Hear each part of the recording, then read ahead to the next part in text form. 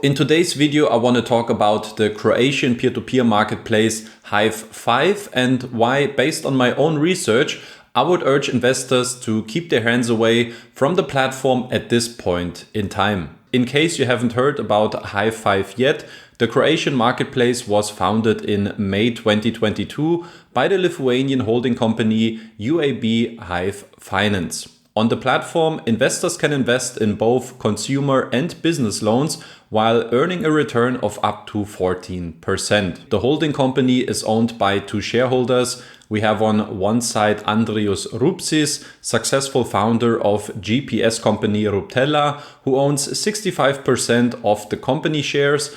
On the other side, 35% belong to Rikardas Vanzinskas, who is currently running Hive5 operations as their CEO. Both shareholders also own the majority shares at the Hive5 peer-to-peer platform, as well as at the Polish lender Argentum Capital. According to Peerberry, Rikardas was hired in May 2020 as CFO for the Aventus Group. However, he didn't make it past the probationary period as he has been laid off after only 2 months. According to Rikardas, the separation occurred because he couldn't identify with the vision and business practices of the Aventus Group.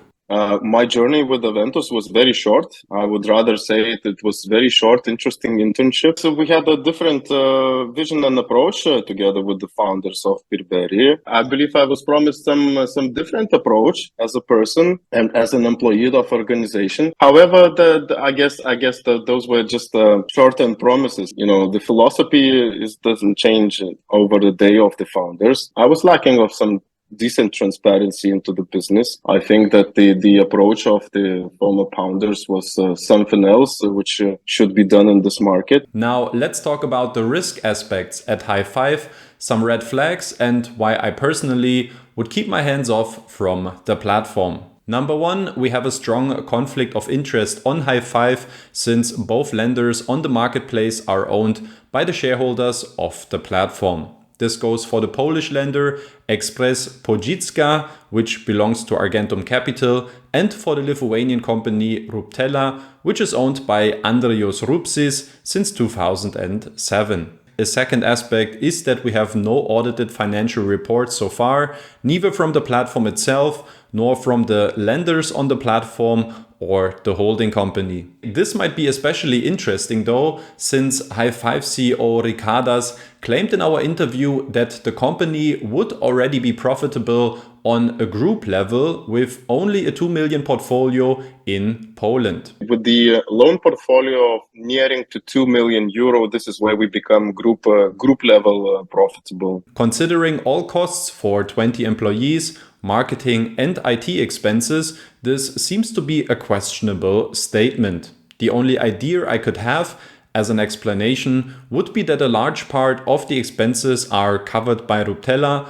the company of the majority shareholder. A third risk aspect is that Hive5 is an unregulated platform, which is therefore not subject to supervision or control by any financial authority. Now, regulation doesn't need to be the ultimate safety feature, but in the case of Hive5, I would definitely welcome a step in this direction. Which brings me directly to number 4 of the Hive5 downsides, which is the cooperation with service providers who have been involved in a previous peer-to-peer scam. While researching the Polish company directory of Argentum Capital, I came across 2 entries of Huasas Rupsis, who used to be a former shareholder of the company. Huasas is a Lithuanian businessman and founder of Credit Online, which is a white label software solution for lenders as well as peer-to-peer platforms. As I figured out in the interview, Huasas is the godfather of the Hive Finance majority shareholder Andrius Rupsis. Well, I know Juozas for quite many years, and that was, I think, one of the perfect matches of our business partnership with Andrius, because Juozas is the godfather of Andrius Rupsis. They're both close family members. What makes matters even worse is that, according to Rikardas, Hive5 is also closely working together with Huasas, who is helping to develop the 2 core systems of the platform. So we have a very good close relation, and meaning business relation. We have priorities on the table of when we develop our software core systems. And we are currently in a transition period where USS is developing our two core systems. One is the consumer lending system, another one is the marketplace. Now, if you're wondering what the big deal might be, there are maybe a few investors that might recall that Huasas has been busted in the past with a semi-professional peer-to-peer scam called Credon. Credon used to be a Croatian platform as well, which in turn was managed by a Lithuanian company where Huasas holds 50% of the shares. Thanks to Web Archive, we can still look at the platform's website today. There we can also see that Credon, which is probably the creative short form of Credit Online, was built with the help of Huasa's software solution. Fortunately, the platform eliminated itself again after about 9 months before any major damage could be done. Now, without going through the entire Credon case all over again, one aspect should be very clear.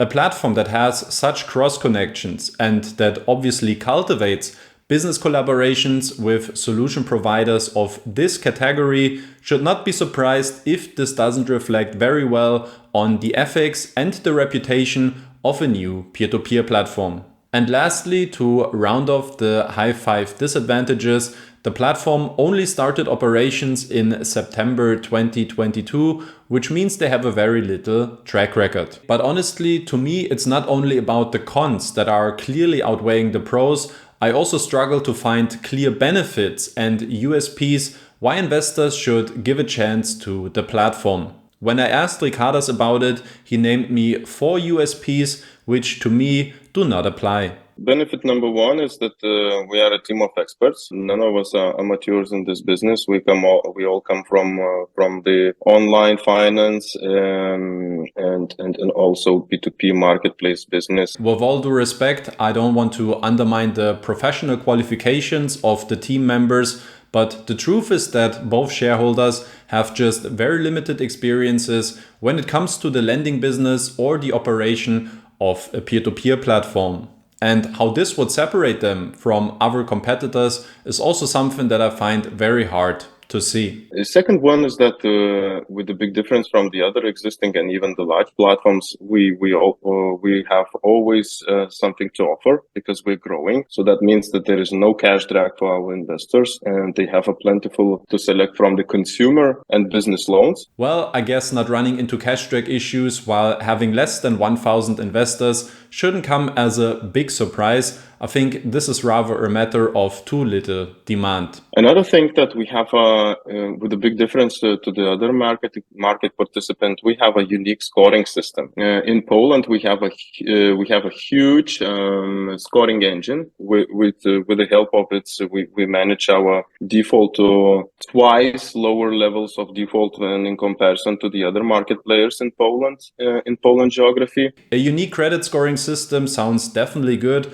However, in reality, this is very hard to verify from the outside, and there are no specific figures to back it up either. The last but not least is that our very clear vision for the growth and possibility in the nearest future to expand and to diversify and offer diversified products both from the geographic and product perspective. And lastly, the vision for growth in the future. Well, I guess also this applies to many other platforms. So I don't really see this as a competitive advantage compared to other market players. To wrap it up, I think the most important points have been clearly pointed out.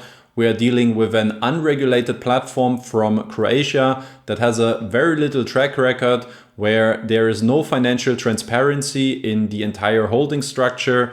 We have conflicts of interest among the shareholders, as well as cross connections to cooperation partners with ethically questionable motives. Now, if you absolutely want to invest in Polish consumer loans, I would rather turn to more established lenders on other platforms such as Esketit, Peerberry or Twino. That's it so far for today's video. Thanks so much for watching. Please make sure to subscribe to this channel to not miss out on any future videos, and I hope I see you in the next one.